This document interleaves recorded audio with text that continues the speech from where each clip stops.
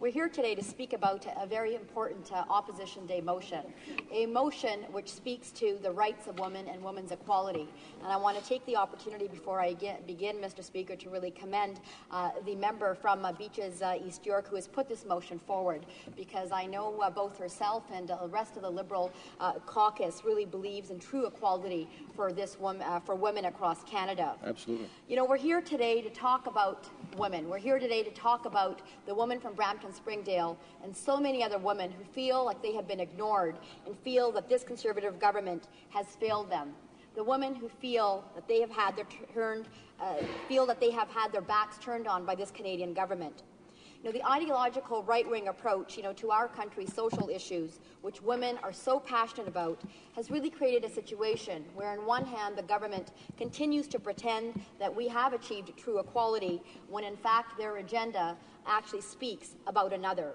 You know, we take a look in 2006 during the election campaign when the Prime Minister stated that he supported the United Nations recommendation, and I quote, to ensure that Canada fully upholds its commitment to women in Canada.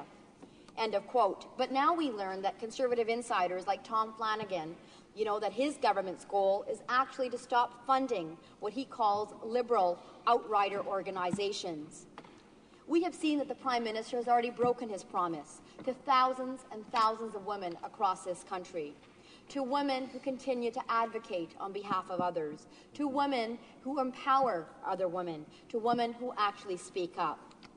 The Prime Minister has actually broken his promise, because one of the first initiatives that he undertook under this Conservative government was, Mr. Speaker, to remove the word equality.